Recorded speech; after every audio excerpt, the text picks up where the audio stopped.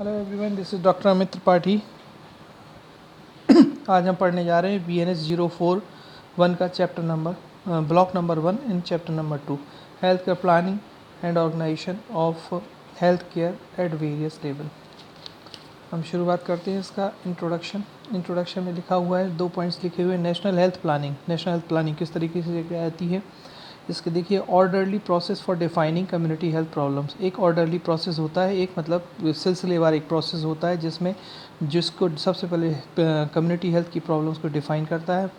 फिर इसके बाद आइडेंटिफाई अनमेट नीड, जो अनमेट नीड होती हैं जो कि हमें प्राप्त करनी होती है, तो जो प्राप्त नहीं कर पाते हैं उनको आइडेंटिफाई करते हैं, उन्हें चिन्हित करते हैं। और फिर एक surveying in the resource to meet them, और एक सर्वे होता है जो रिसोर्स के लिए, रिसोर्स मतलब जो कि सामान उस नीड को प्राप्त करने के लिए ज़रूरत होती है।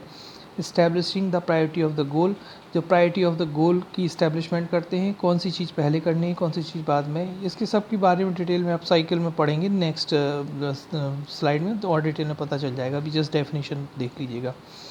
दैट आर रियलिस्टिक, कौन कौन सी चीज़ें रियलिस्टिक हैं। कई ऐसी चीज़ें होती हैं जो कि हम बोल तो देते हैं लेकिन रियलिस्टिक नहीं होती हैं। नेक्स्ट स्लाइड में बहुत अच्छे से क्लियर होगा। And feasible also. And project administration action to be accomplish the purpose of the. अब इसके बाद दूसरा है हेल्थ केयर डिलीवरी सिस्टम। ये आप डेफिनेशन अच्छे से पढ़ लीजिएगा, ये मैं समझा देता हूँ। हेल्थ केयर डिलीवरी सिस्टम वो होता है, वो सारे लोग, वो सारे ऑर्गेनाइजेशन जो कि हेल्थ के इश्यूज़ को, मतलब या दवाई डिलीवर करते हैं, पूरी मेडिसिन डिलीवर करते हैं, हेल्थ केयर सर्विसेज को लोगों तक पहुंचाते हैं, जैसे कि डॉक्टर्स हो गए, नर्सेज हो गए, MPWs हो गए, सारे लोग। हॉस्पिटल्स को भी इसमें इंक्लूड किया जाता है। Organization of people, institution and resources to deliver the health care services to meet the health needs of the target population. ये टारगेट पॉपुलेशन की हेल्थ जो नीड्स हैं उनके अकॉर्डिंग जो भी हेल्थ सर्विसेज प्रोवाइड करने वाले लोग। इसके बाद जो तीसरा जो है, इसमें ऑब्जेक्टिव्स दिए गए हैं, इसकी ज़्यादा डिटेल में मैं नहीं जाऊँगा।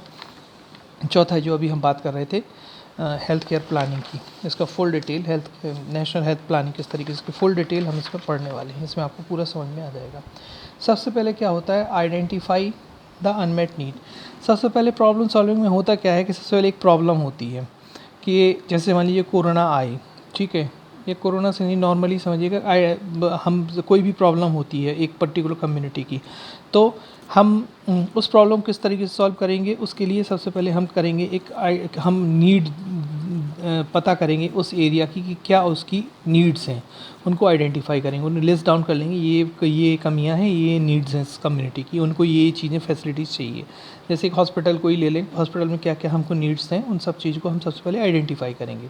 इसके बाद एक्सेस रिसोर्स रिक्वायर्ड, कौन कौन से रिसोर्सेज उसकी, जैसे एक हॉस्पिटल उन्होंने कहा हमें एक्सरे मशीन चाहिए, उन्हें हमें अल्ट्रासाउंड चाहिए, उसका हम सब कुछ लिख लेते हैं कौन कौन से रिसोर्स रिक्वायर्ड हैं। अब रिसोर्स कौन कौन से होते हैं, मेन मटेरियल एंड मनी, वैसे 3 रिसोर्स होते हैं मेनली। अब यहाँ पढ़ते हैं man power, number and skills of knowledge, कितने लोग होंगे, उनकी क्या क्या स्किल्स होंगी। अब एक्सरे मशीन चाहिए तो एक्सरे टेक्नीशियन चाहिए, ये नहीं OT टेक्नीशियन से काम चल जाएगा, OT है तो OT टेक्नीशियन चाहिए, और उनकी क्या क्या नॉलेज होंगी।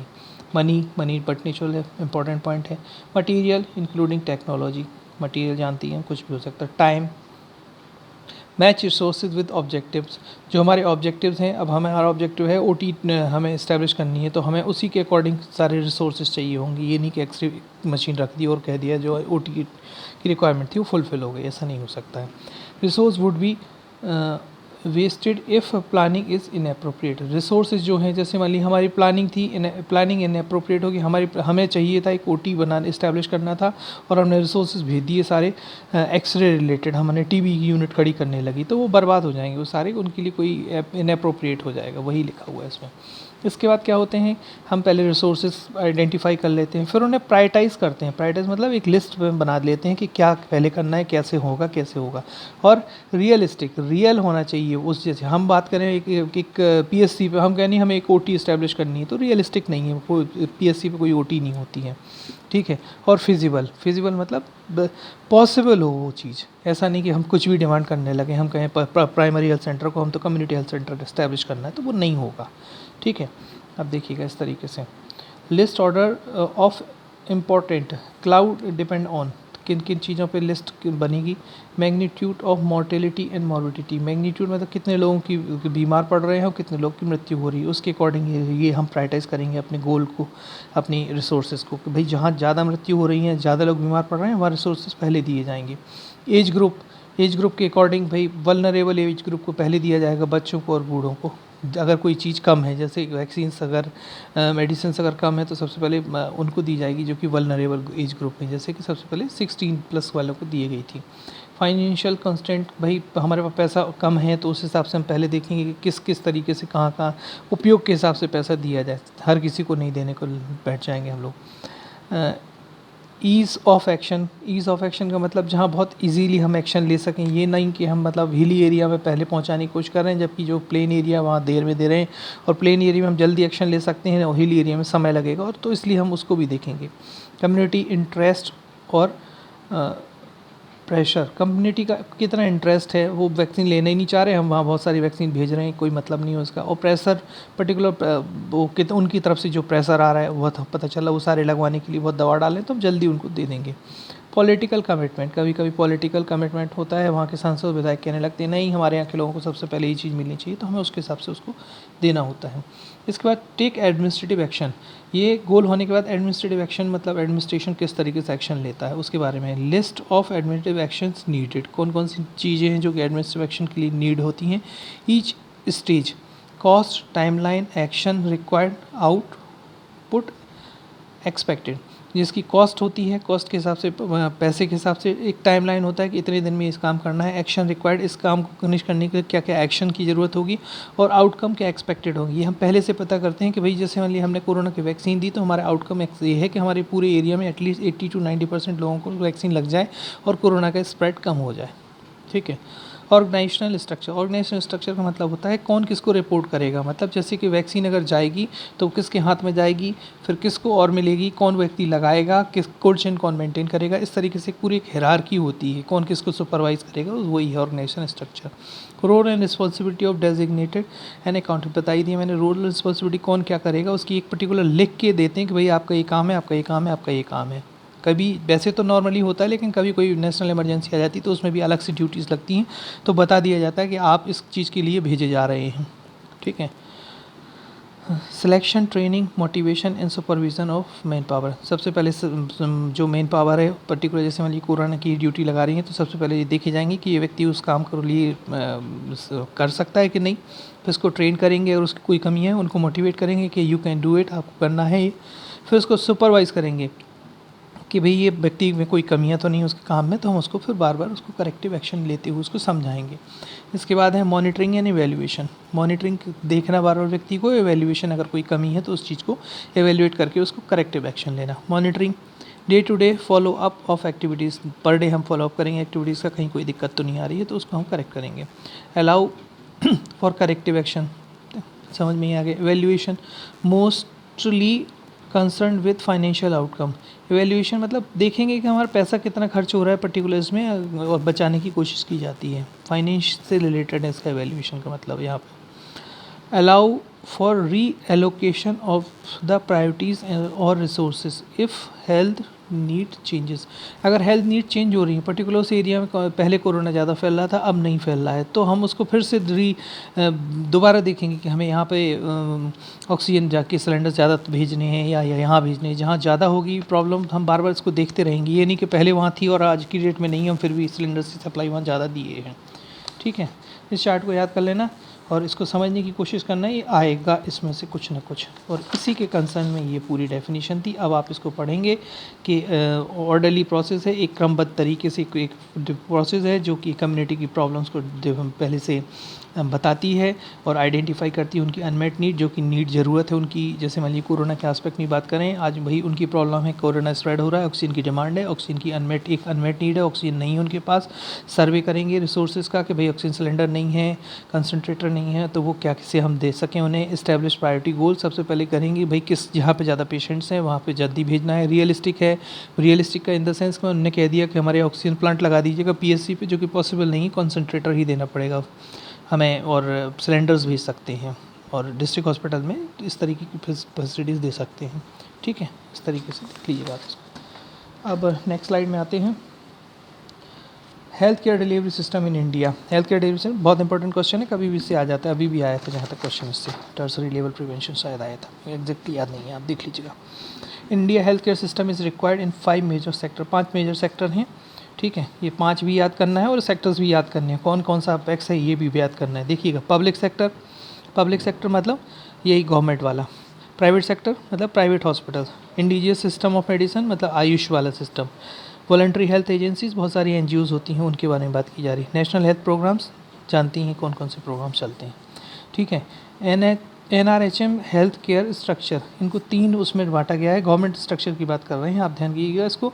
प्राइमरी लेवल में PSC और सब सेंटर आते हैं, सेकेंडरी लेवल में इसको रेफरल भी कहते हैं, फर्स्ट रेफरल सेंटर, ठीक है। डिस्ट्रिक्ट हॉस्पिटल, CHC, तालुकास हॉस्पिटल, ठीक है, ब्लॉक हॉस्पिटल। टर्सरी लेवल में medical college, hospitals and apex hospital, मतलब इसमें एम्स आ जाएगा अपेक्स में। ध्यान से पढ़ना है स्लाइड, इससे क्वेश्चन आएंगे ज़रूर, आया भी है। अब बहुत आसान सी चीज़ें शुरू होने वाली हैं, हम सब जानते हैं, बहुत दिन से रटते चले आ रहे हैं। Delivery of health services at sub centre, क्या क्या सर्विसेज हम डिलीवर करते हैं हेल्थ सब सेंटर में। सबसे पहले the sub centre is delivered system in rural area, सीधी सी बात, रूरल एरियाज़ में होता है, 5000 पॉपुलेशन में होता है, हिली एरिया में 3000 पॉपुलेशन में होता है, ठीक है। ट्राइबल और बैकवर्ड एरिया में 3000 पॉपुलेशन होगा, हिली और प्लेन्थ एरिया में 5000 पॉपुलेशन होगा। ये दोनों ही याद करने वाली चीज़ें हैं, कभी भी आ सकती हैं, ठीक है। इसकी स्टाफिंग है, ये भी इंपॉर्टेंट है, आप बहुत आसानी पढ़ सकते हैं। स्टाफ कितना एसेंशियल है, कितना डिज़ायरेबल है, कितना डिज़ायरेबल, कितनी नीड है और कितना हमें मिल रहा है, ठीक है। टाइप A और टाइप B सब सेंटर में पता है, टाइप A सब सेंटर वो होते हैं जहाँ की डिलीवरीज नहीं होती, टाइप B में डिलीवरीज होती हैं, पॉइंट होते हैं, हम जाके विजिट करके आए हैं सब चीज़ों को। और टाइप B में बहुत बड़ा एरिया होता है, टाइप A में 1-2 रूम ही होते हैं, इसमें पूरा न्यूनेटर यूनिट टाइप की बना रखे होते हैं, डिलीवरीज पॉइंट भी होते हैं इसमें, इसलिए इसमें ज़्यादा स्टाफ होता है। ANM एक, हेल्थ मल्टीपर्पज़ हेल्थ पर MPW एक ही मिलते हैं, स्टाफ नर्स होती ही नहीं है यहाँ पे। वॉलंटरी हेल्थ और एक होता है पार्ट टाइम, क्योंकि ज़्यादा कुछ नहीं है, साफ़ सफाई करवानी है। डिज़ायरेबल एक और मिल जाए बोला जाता है, लेकिन मिलता नहीं। इसके बाद एसेंशियल, इसमें चूँकि 24/7 की फैसिलिटी देनी है डिलीवरीज के लिए, इसलिए 2 होते हैं, ठीक है। और एक फुल टाइम वर्कर होता है जिसका काम होता है साफ़ सफाई करना। डिज़ायरेबल एक और है, लेकिन देते नहीं हैं। इसके बाद लिस्ट ऑफ सर्विसेज, कहाँ कौन कौन सी सर्विसेज पर्टिकुलर सब सेंटर्स में दी जा रही हैं। मैटरनल हेल्थ से रिलेटेड हमें पता है ANC में क्या होता है, early registration of all pregnancies, minimum 4 antenatal checkup, जानते ही इसके बारे में ज़्यादा बात करने की ज़रूरत नहीं है।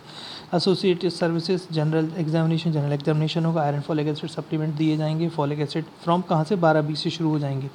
एंड इंजेक्शन टेटनस पता है, इसको देते हैं, इनकी डेट याद करते रहना। और ये भी आए कहाँ लगाते हैं, इंट्रामस्कुलर हाथ में लगाते हैं, ध्यान रखने का क्वेश्चन आ चुका है। एंड लेबोरेटरी इन्वेस्टिगेशन, छोटे छोटे इन्वेस्टिगेशन जो हम करते हैं। Counselling and identification of high risk pregnancies, पता ही है, मैनेजमेंट डेंजर साइन और रेफर भी दिख कर देते हैं। उसके बाद इंटीग्रेटेड, ये तो हो गया एंटीनेटल केयर। इंट्रानेटल केयर में क्या हो गया, प्रमोशन ऑफ इंस्टीट्यूशनल डिलीवरी, बीच में आएगी तो उसे कहेंगे इंस्टीट्यूशनल डिलीवरी कराओ, है सेफ रहेगी, ये सब पैसा भी मिलेगा। Skilled attendant at home deliveries when called for, skilled attendant मतलब हम ये नहीं कि कोई भी चला जाए, स्किल्ड अटेंडेंट हम प्रोवाइड कराएंगे अगर वो होम डिलीवरीज के लिए जिद पे अड़ गई है वो lady.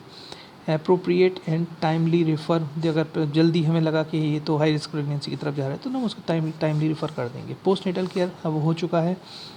Initiate early breast feeding, तत्काल कब करना है, 1 आवर ऑफ बर्थ, एक घंटे के अंदर अंदर हम उसको वो करना है, वैसे तो हाफ आधे से 1 घंटे के अंदर अंदर करें। Ensure post natal home visit, इसकी विजिट्स आई थी, जो कि मैं अब आपको एक चीज़ बोलूँगा कि एक गाइड दी गई थी, उससे बहुत सारे क्वेश्चन आए थे। आज मैं आपको वो गाइड शो करूँगा, इसके ख़त्म होते ही मैं आपको आज वो गाइड भी दिखाऊँगा, ठीक है। इसके बाद है counselling on diet and rest, ये सब कुछ काउंसलिंग की जाती है। इसके बाद चाइल्ड हेल्थ केयर सर्विसेज क्या क्या प्रोवाइड की जाएंगी ये देख लीजिएगा। न्यू बॉर्न केयर फॉरनर होता ही है, उसमें सब सेंटर में छोटा सा एक होता है वार्मर रख के, ठीक है। Labour room to provide the essential care, ठीक है। टाइप B सब सेंटर अभी पहले ही बताया था मैं, टाइप B में होते हैं। काउंसलिंग और एक्सक्लूसिव ब्रेस्ट फीडिंग बताते ही हैं, काउंसलिंग करते हैं for month and appropriate for the adequate complementary feeding from the 6 month तक कहते हैं कि कभी एक्सक्लूसिव ब्रेस्ट फीडिंग करें, इसके बाद फिर कॉम्प्लीमेंट्री फीडिंग 6 मंथ के बाद वीनिंग कहते हैं कि उसके लिए की जाती है। As while constituting breast feeding होता है। Assess the growth and development of the infant and under 5, तो जो टाइमली रेफर, जो अंडर 5 के बच्चे हैं उनकी ग्रोथ को और डेवलपमेंट को असेस करते हैं और जल्दी उनको रेफ़र करते हैं अगर कोई दिक्कत होती है। फुल इम्यूनाइजेशन देखती हैं, पूरा अपना full immunization of all infant and children against the vaccination preventable disease, vaccine preventable disease के लिए इम्यूनाइजेशन के लिए देखते हैं पूरा as per the guideline of the government of India. Vitamin A prophylaxis देते ही देते हैं, ठीक है। इनकी सबकी डोज बाद में पढ़ाएंगे हम, इसमें इसी चैप्टर इन्हीं ब्लॉक्स में कहीं पे भी है। Prevention and control of the childhood disease like malnutrition, infection, ARI, diarrhoea, fever और anaemia ETC include IMNCI strategy. IMNCI strategy block number उसमें 042 में है, ये भी हम कंप्लीट कराएंगे। उसके अंतर्गत जो भी आती हैं ये सारी डिसीजेस उसमें कवर करते हैं। Name based tracking system actually क्या है, फर्स्ट टाइम एक्चुअली हमारे यहाँ आजकल सब सेंटर में बहुत प्रॉब्लम हो रही है क्योंकि एक child name based tracking system होता है, उसमें एक्चुअली रजिस्टर कर देते हैं ANC में और उस तरीके से बच्चे को, तो उसमें एक सॉफ्टवेयर होता है, तो उसके बाद बताते हैं कि अभी हमारे यहाँ प्रॉब्लम हो रही है कि हॉस्पिटल में एक प्रॉब्लम खड़ी हो रही है कि हमारे जो रजिस्टर तो हो रहे हैं पेशेंट्स, लेकिन उसके बाद उनकी ANC चेकअप नहीं हो रहे, तो बड़ा प्रेशर आ रहा है गवर्नमेंट की तरफ से हमारे ऊपर कि प्लीज़ आप लोग इसको हेल्थ चेकअप्स क्यों नहीं किए जा रहे हैं। तो हम लोग इस वही चीज़ है कि नाम बेस्ड ट्रैकिंग सिस्टम, उनके नाम के अकॉर्डिंग पता करना, उनके एड्रेस पे जाके भाई कौन है, कहाँ है, उनका इम्यूनाइजेशन हुआ है नहीं हुआ। मदर का भी होता है ANC चेकअप के लिए, बच्चों का भी होता है फुल इम्यूनाइजेशन के लिए, हुआ कि नहीं हुआ, ठीक है। एक ज़माना था इसमें कि क्या, छोड़िए उतना डिटेल मत पड़ेगा, पास होना है कौन सा, हमको PhD करनी है, ठीक है। आइडेंटिफिकेशन एंड फॉलोअप देखना है। Referral and report of the adverse event following immunization, अगर कोई एडवर्स इवेंट हो जाए, किसी को फिट्स वगैरह आ जाती हैं कभी, उसको भी हमको रेफ़र करना है, ठीक है। इसके बाद फैमिली प्लानिंग सर्विसेज, ठीक है। फैमिली प्लानिंग सर्विसेज हमें पता ही है। Educate, motivate and counselling to adopt the appropriate family planning, उनको एजुकेट करना है, उन्हें मोटिवेट करना है, उनकी काउंसलिंग करनी है फैमिली प्लानिंग के लिए। Provision of contraception such as condom, oral provision उनको प्रोवाइड करानी है ये सारी चीज़ें। Oral contraceptive pills, emergency contraceptive pills होते हैं। Intra uterine contraceptive device IUCD है। और insertion whenever the IUCD insertion करते हैं जहाँ की उपलब्ध हो और इंसर्ट कर दिया जाता है। Follow up services to eligible couple adopt any family planning method, और जो भी एलिजिबल कपल्स हैं उनको हम फैमिली प्लानिंग सर्विसेज अडॉप्ट करने के लिए प्रमोट करते हैं। स्कूल हेल्थ सर्विसेज में हम क्या क्या देते हैं, एक सब सेंटर पे स्क्रीनिंग, ट्रीटमेंट और माइनर एलिमेंट्स का ट्रीटमेंट, इम्यूनाइजेशन, डिवॉर्मिंग, ये वॉर्म को डिवॉर्मिंग टैबलेट्स दी जाती है, एल्बेंडाजोल वगैरह। Prevention and management of the vitamin A का ट्रीटमेंट प्रोवाइड करा जाता है। न्यूट्रिशन डेफिशिएंसी, एनीमिया को भी ट्रीट करते हैं। Referral services through fix day visit school by existing ANM and MPW, visit करते हैं ANM MPW स्कूल में जाके बच्चों के देखते हैं। Staff of sub centre shall provide the assistance to school health services as the member of the team. एक school health services को हमको ये जो होते हैं ANM MPW और हमको भी उनको असिस्ट करना है, उनकी कोई नीड है, उनको कोई बच्चों को कोई ज़रूरत है तो वो हमें करना है, ठीक है। इसके बाद है safe abortion service, MT service, इनको काउंसिल करना है, ये हमारे लेवल पे नहीं होती, ये सीधी ये CSC लेवल पे होती है, counselling and referral of the safe abortion, ठीक है। वैसे तो इसमें टैबलेट की फॉर्म में होता है जो कि और फिर इसके बाद फिर सर्जिकल प्रोसेस होता है वो CSC पे होता है, और टैबलेट जो होती है इमरजेंसी कॉन्ट्रासेप्टिव टैबलेट्स वगैरह दी जाती है PSC पे, ठीक है।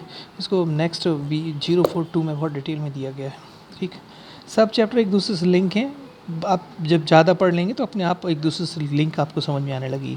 क्यूरेटिव सर्विसेज, जो भी ट्रीटमेंट देने, minor element provide treatment for the minor element, provide first aid for animal bite causes, wound care, tourniquet मतलब वही पट्टा बांध देते हैं हवा भर के स्नैक बाइट में। असिस्ट एंड रेफरल, उन्हें असिस्टमेंट करने रेफरल करता है। एडोलसेंट हेल्थ केयर, एडोलसेंट की एजुकेशन, काउंसलिंग एंड रेफरल देखते ही हैं। Control and local endemic disease, अगर कोई एंडेमिक डिसीज़ हो रही है उस पर्टिकुलर एरिया में फैल रही है तो उसको कंट्रोल करना। Water and sanitation, disinfection of the drinking water source, disinfection करना ड्रिंकिंग वाटर सोर्स का, प्रमोशन ऑफ द सैनिटेशन को प्रमोट करवाना वहाँ के लोगों को एजुकेट करके, ठीक है। इसके बाद एक लास्ट स्लाइड बची है इसकी सर्विसेज के बारे में, ये और कंप्लीट कर लेते हैं, फिर मैं 1 मिनट आपको गाइड दिखाने की कोशिश करूँगा आज, ताकि आप समझ जाएं कि मैं कहना क्या चाह रहा हूँ। बहुत सारे लोग तो समझ नहीं रहे होंगे सर क्या कह रहे हैं। आउटरीच सर्विसेज क्या करते हैं, फील्ड सर्विसेज हमें जा के देखना होता है, VHND होती है, village health and nutrition day, हमें जाना ही होता है। Should be organize at least once in a month in each village, एक महीने में होनी चाहिए। Home visit, home house to house survey, community health track, community के लोगों से इंटरेक्शन करना। कोऑर्डिनेट सर्विसेज विद आंगनवाड़ी के लोगों से कोऑर्डिनेट करना, आशा और village health and sanitation community के साथ इनसे कोऑर्डिनेट करना, हेल्थ प्रोग्राम्स को भी इम्प्लीमेंट करना। ठीक है, अब आप को मैं दिखाता हूँ गाइड। ये गाइड दी गई थी हमारे को, हमको तो काफ़ी पहले दे दी गई थी, और इस गाइड में जब थ्योरेटिकल एग्ज़ाम हुआ करती थी तब उसकी क्वेश्चन और आंसर के फॉर्मेट में हुआ करता था। मैं आपसे फिर से रिक्वेस्ट कर रहा हूँ, जो लोग पूरी थ्योरी पढ़ने में लगे हुए हैं, you will not be able to do it. हम लोगों ने भी बहुत प्रयास किया था, हम लोग भी बहुत मेहनत की थी उसके लिए। जब पूरी थ्योरी की किताब पढ़ी थी लास्ट में हम लोग को समझ में आ गया था कि हम इसको याद नहीं रख सकते हैं। मैं आपसे फिर रिक्वेस्ट कर रहा हूँ, जो लोग पूरी थ्योरी पढ़ने में लगे हुए हैं, बहुत टफ पड़ेगा आपको रिवाइज़ करना और याद रख पाना। ठीक है, जबकि इसकी अपेक्षा जो मैंने अभी आपको स्लाइड्स बताई थी, जिस स्लाइड से मैं पढ़ा रहा हूँ, ये स्लाइड की फ़ोटोकॉपी निकलवा लीजिएगा। उसके बाद ये वाली जो थ्योरी वाली गाइड में कह रहा हूँ, इस गाइड को भी पढ़ लीजिएगा। इसमें भी कुछ क्वेश्चंस उसके अलावा आते हैं। 8% वेटेज मैं इसको दूंगा। इसके बाद जो हमें MCQs की गाइड दी गई थी, 2 से 3% वेटेज उसको दूंगा। 90% वेटेज मैं स्लाइड्स की को ही दूंगा।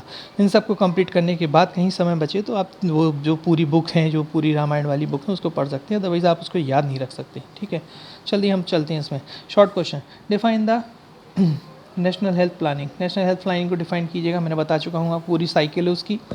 ठीक है, right 5 most important function of the sub centre. Sub centre के 5 मोस्ट इंपॉर्टेंट फंक्शन, इसमें पीछे यहाँ पर इनके आंसर भी दिए गए हैं। मेरा कहने का सीधा सीधा सा मतलब है कि इस गाइड में कुछ चीज़ें ऐसी मिलेंगी जब आप इसको पढ़ेंगे जिसका लगेगा कि ये PPT में नहीं है, उनको भी कवर कर लीजिएगा। देखिएगा पहले क्वेश्चन का answer, define the national health planning. ठीक है, national health planning has been defined as the orderly process that define the community health problems, identify unmet need। हम ऑलरेडी पहली स्लाइड में मैंने कहा था, आप ध्यान दीजिएगा, उसमें पढ़ाया था। ठीक है, the survey of the resources, meet them, तो पूरी डेफिनेशन वो दी गई है। इसको आपको नहीं पढ़ना है, इसका मतलब है आपको ऐड नहीं करना है PPT में। कोई क्वेश्चन ऐसे एक्स्ट्रा मिलता है तो उसको हम लेके अपनी PPT में हम उसको जो स्लाइड है, मैं पावर पॉइंट प्रेजेंटेशन बोलता हूँ, आप लोग उसको स्लाइड बोलते हैं। ठीक है, कंफ्यूज नहीं होना है, उसमें ऐड कर लेना है। ठीक है, बहुत सारी चीज़ें तो कॉमन ही हैं, तो हम कॉमन चीज़ को बार बार थोड़ा ना पढ़ेंगे, एक बार पढ़ लेंगे, क्योंकि शुरू में पढ़ना बड़ा आसान होता है, जिस दिन पेपर देते हैं और रिवाइज़ करते हैं उस समय नहीं आता है। जैसे मैं यहाँ देखता चला जा रहा हूँ, मुझे कोई भी चीज़ ऐसी नहीं मिल रही है जो कि मैंने उसमें नहीं देखी हो स्लाइड्स में। ठीक है, power point presentation PPT slide में ना देखी हो, ऐसी मुझे कोई भी चीज़ नहीं मिल रही है। एक क्वेश्चन, हाँ इससे ही अब इम्पोर्टेंट बात, बहुत बढ़िया, आप मेरे को याद आ गया। अब आप देखिएगा, मैं अभी आपको बता रहा था सब सेंटर में कौन कौन सी सर्विसेज होती हैं, ये वो, इससे क्वेश्चन आया है विजिट पे। ठीक है, मिनिमम 4 विजिट होती हैं एंटीनेटल की, ये सब लिखी हुई हैं यहाँ पे। इसके अलावा एक क्वेश्चन आया था कि पोस्ट नेटल केयर का, ये देखिए क्वेश्चन, इसलिए मैं कह रहा हूँ कि इसको पढ़ना क्यों ज़रूरी है। ये देखिए, ये क्वेश्चन आया था कि एक्स्ट्रा विजिट कौन सी होती हैं बच्चों की। मैंने बताया 0, 3, 7, 14, 21, 28, 42 ये टोटल विजिट होती हैं, टोटल। इसमें से ensure post natal care for 0, 3 days at the health facility, ensure 7 और 42 days post natal home visit. इतनी ये 4 विजिट तो नॉर्मल बेबी में होती है। और एक ये क्वेश्चन आया था, additional visit for low birth weight baby less than 2500 gram 14 day, ये आंसर था उसमें, 21 डे एंड 28 डेज। इसलिए मैं कह रहा हूँ, जिन लोगों को ये मेरी बात नहीं समझ में आ रही है, आप बाद में पछताएंगे। मैं पूरा पेपर पूरी हर तरीके से एनालिसिस कर चुका हूँ, इसलिए मैं कह रहा हूँ इसमें कुछ चीज़ें, 1 या 2 चीज़ें ऐसी मिलेंगी इस पर्टिकुलर गाइड में जो कि सीधी क्वेश्चन में मिलती है। कोई भी पेपर बनाने वाला पूरी थ्योरी नहीं पढ़ता, वो PPTs को पढ़ लेता है, पावर पॉइंट प्रेजेंटेशन आप जिसको स्लाइड कहते हैं, इसके बाद वो इसको देख लेता है और 1-2 क्वेश्चन वो MCQ से डाल देता है। पूरी थ्योरी का रामायण कोई नहीं पढ़ने बैठता। ठीक है, बाकी इतनी सी पॉइंट चीज़ें मिल जाती हैं। आया तो आप इसका भी प्रिंट आउट निकलवा लें, इसमें टिक लगा लें भाई हमें इसको इस चैप्टर के साथ इसको भी पढ़ना है। MCQs में तो 1-2 पॉइंट मिलेंगे आपको। ठीक है, थैंक्स अ लॉट। जिन्हें मेरा फिर वही बात, जिन्हें मेरा वीडियो अच्छा लग रहा है तो प्लीज़ लाइक करें और शेयर और सब्सक्राइब करना ना भूलें। और ऐसा लग रहा है कुछ लोग मुझसे नाराज़ हैं इसलिए मेरे चैनल को सब्सक्राइब नहीं कर रहे हैं, तो प्लीज़ मेरे वीडियो को लाइक करें और मेरे चैनल को सब्सक्राइब करें, ताकि मैं भी मोटिवेशन के साथ आपकी मदद कर सकूँ।